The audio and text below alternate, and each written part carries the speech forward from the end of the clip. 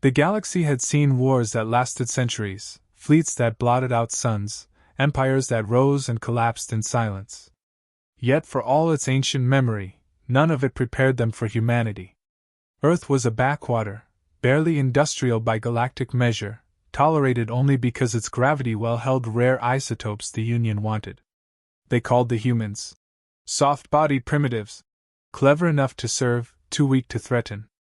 When one empire sought to prove dominion, the others didn't object. It was a teaching exercise.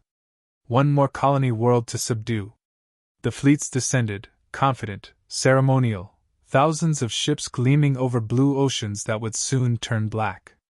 The invasion began with efficiency only machines could match. Orbital bombardments carved out entire continents in minutes. Cities vaporized into molten glass. Humanity's defenses, missiles, fighters, tanks, fell silent one after another. On galactic networks, the invasion streamed as entertainment, the spectacle of dominance reaffirmed. Analysts wagered how long Earth would last. No one predicted that their defeat would become a stain on history. Amid the ruins, scattered resistance formed not from strategy but from refusal to die quietly. The invaders expected panic. They got silence, radio blackouts, flickers of movement on thermal scans that vanished before targeting locks could settle. Squads disappeared without warning. Patrols went dark mid-transmission. Commanders blamed sensor ghosts until one corpse was recovered, its armor breached cleanly through the ice-slit. A single kinetic round. No scorch marks, no trace of a human within 5 kilometers. Then came another. And another. Each officer killed with impossible precision, often through armored vehicles or reinforced walls, sometimes from distances sensors couldn't even triangulate. A new rumor spread through human frequencies. One man still fighting. Codename, Rook. No records, no rank, no surviving squad mates. Only coordinates of his kills. His legend grew in static bursts between collapsing networks. He fought without a base, moving through wastelands where nothing lived. Each shot followed by silence so complete that even alien auditory sensors reported null input. Rook used the planet itself as a weapon, the refraction of heat through smog, the interference of ion storms, the echo of destroyed buildings to mask his origin. When satellites searched for his heat signature, they found decoys, smoldering wreckage disguised as corpses. When drones mapped trajectories, they discovered impossible angles that suggested shots through atmospheric distortion. He learned faster than their algorithms could adapt. A sniper by training, a tactician by necessity. Every confirmed kill dismantled their command hierarchy. Every ambush forced them to redirect armies to hunt a single man. But the more they hunted, the more they died. He struck supply lines, relay hubs, orbital uplinks. He turned their own targeting data against them.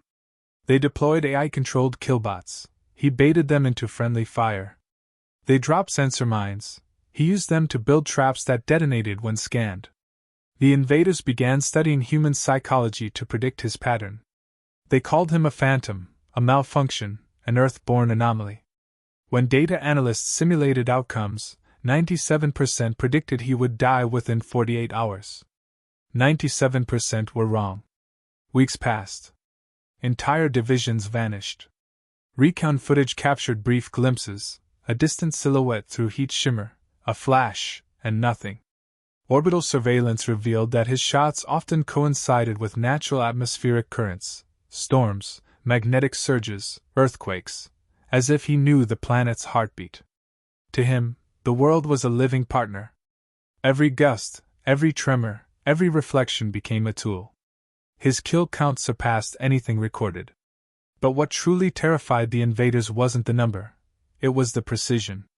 He never missed. Not once. Not through interference, rain, radiation, or wind shear.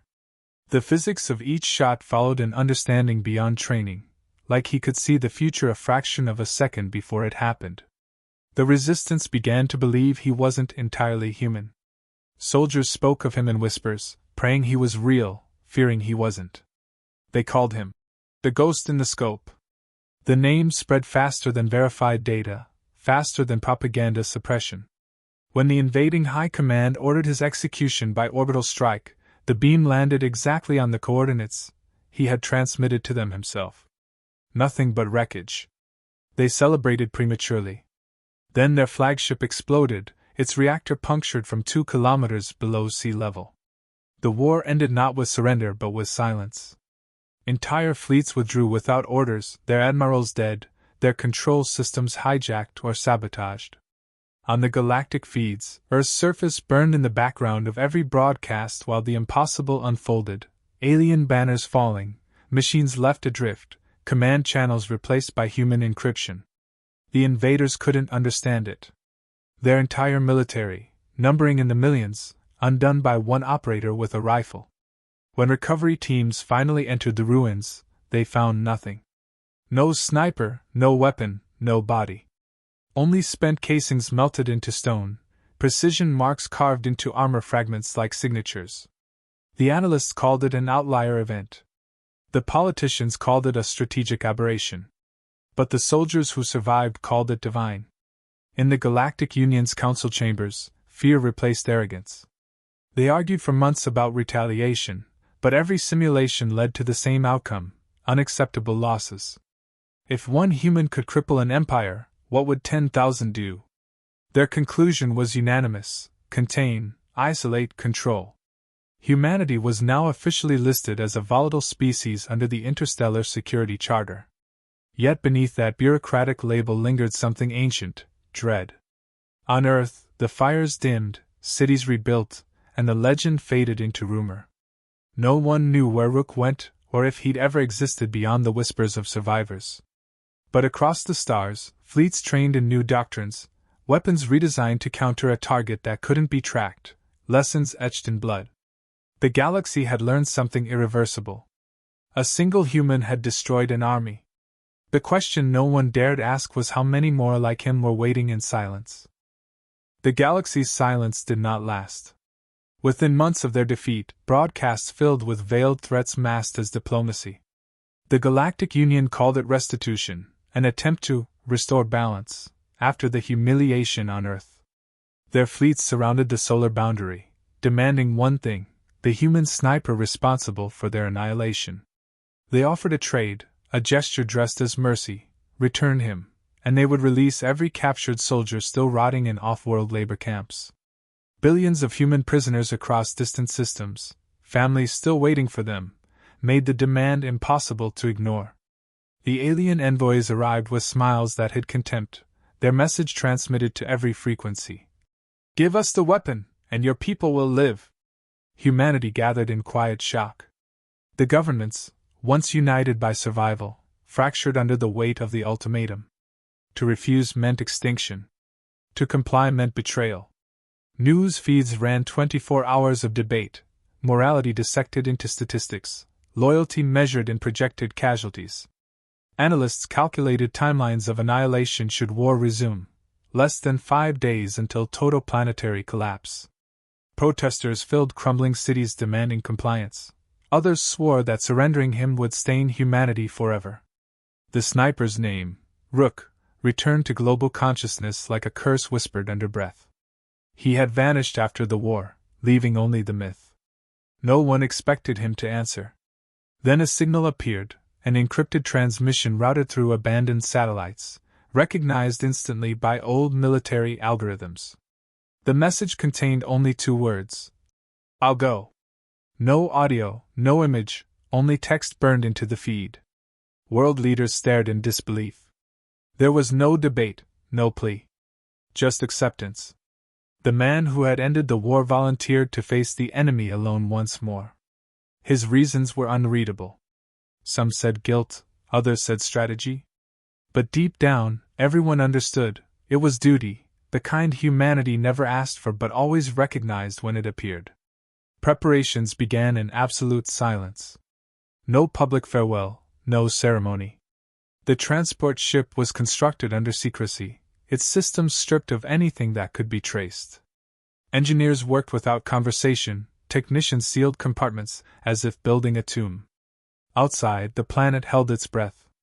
The sky above Earth looked calm, but satellites showed alien fleets waiting, patient and armed. Humanity had never looked smaller. The transmission towers that once carried screams of war now carried only one story: a man walking willingly into captivity. On departure day, there were no crowds, only distant eyes behind blackout glass. Even the air seemed to hesitate. Soldiers lined the launch bay, avoiding each other's gaze, unwilling to speak the guilt aloud.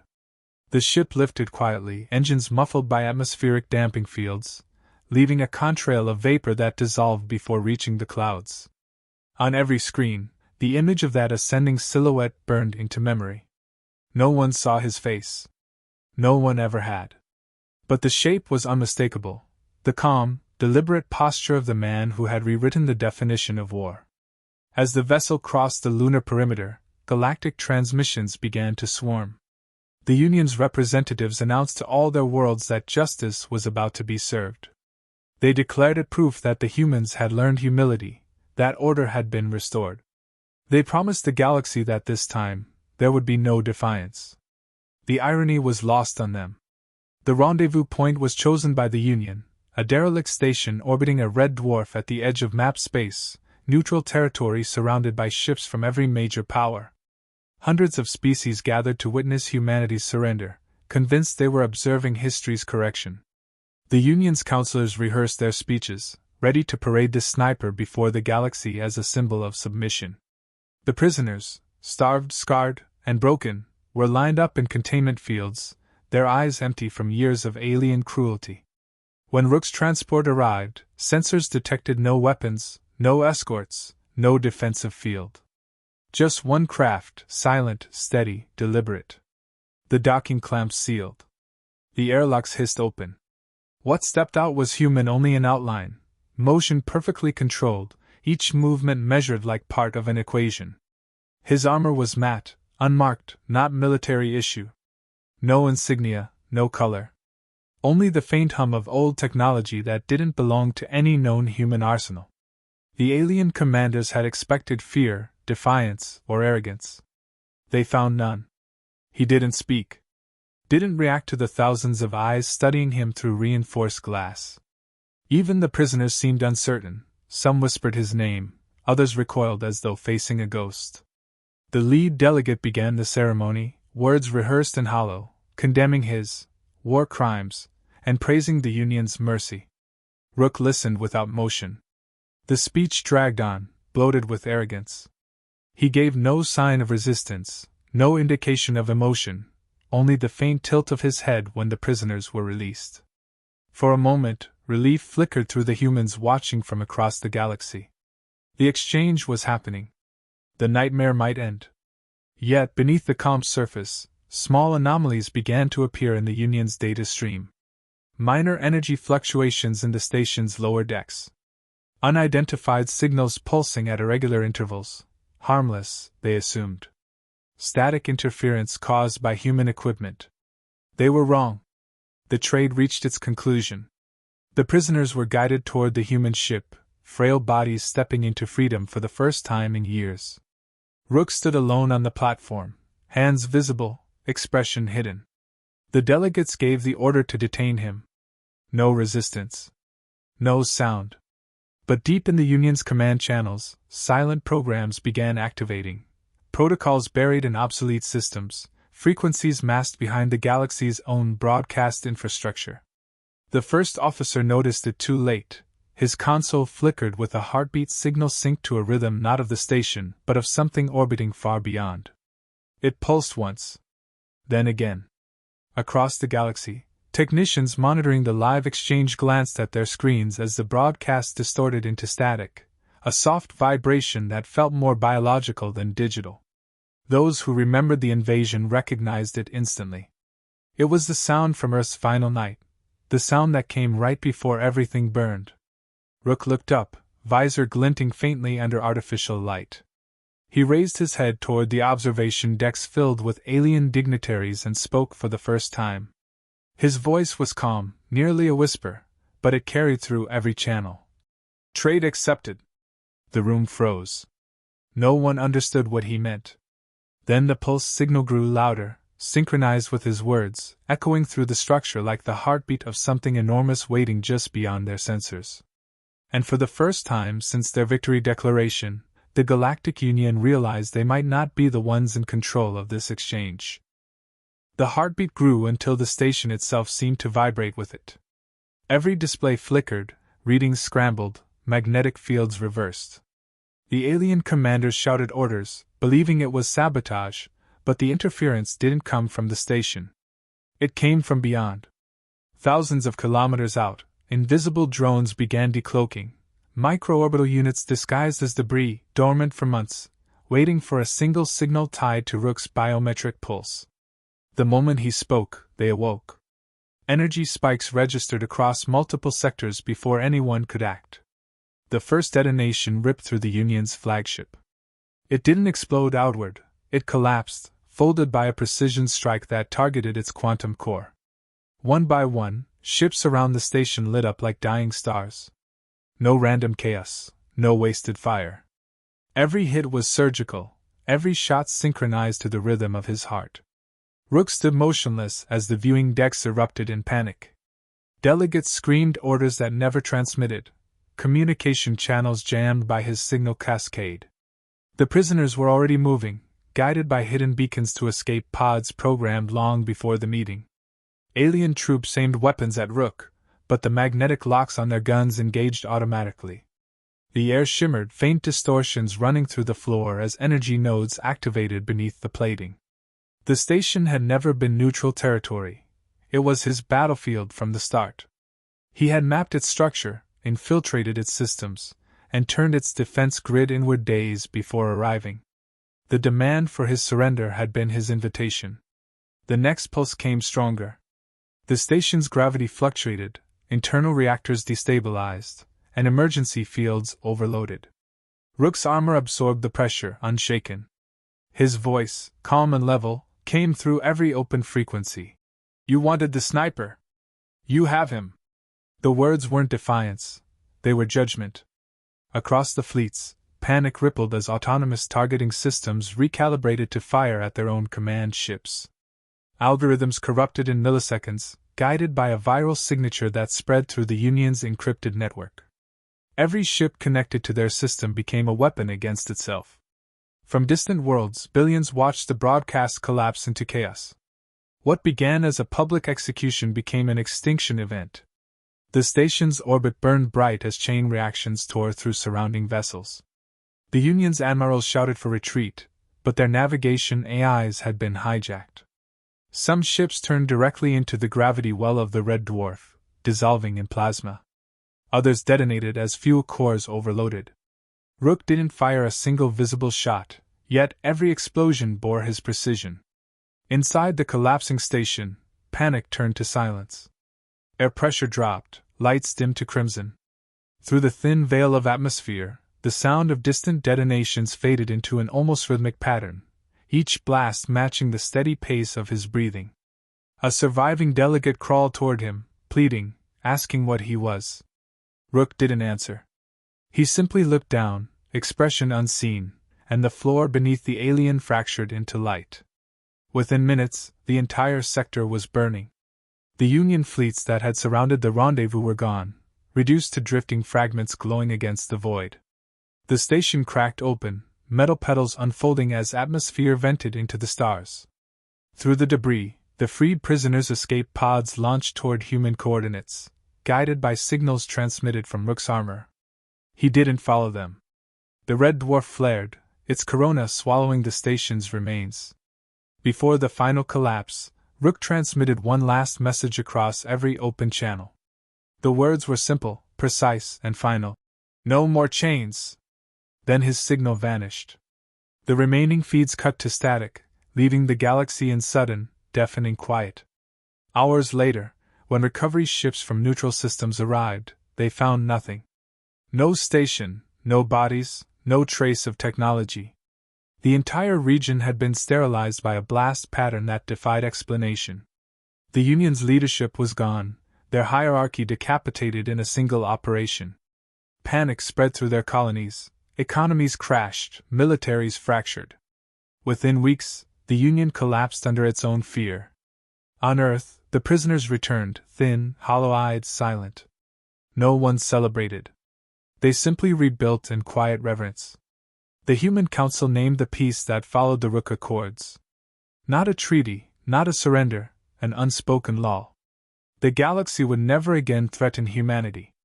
Even the mention of Earth became taboo in foreign systems. Research logs referencing the sniper were erased, archives destroyed.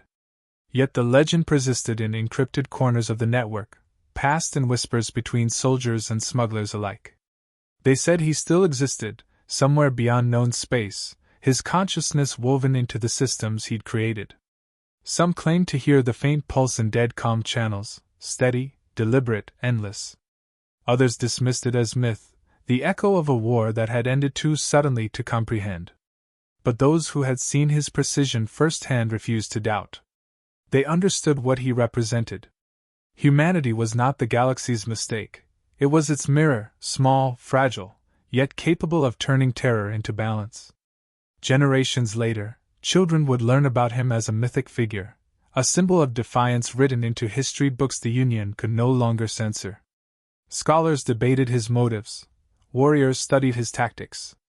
But the truth required no explanation. The galaxy had demanded a trade, and humanity had delivered it in full. The sniper had kept his promise. He had gone willingly, and when he arrived, he ended the war forever. Long after the last transmission faded, the quiet between stars held his memory like gravity holds light. He was not vengeance, not salvation. He was the lesson the galaxy would never forget, that when humanity is cornered, it does not beg. It calculates. It endures. And when it fires, it never misses.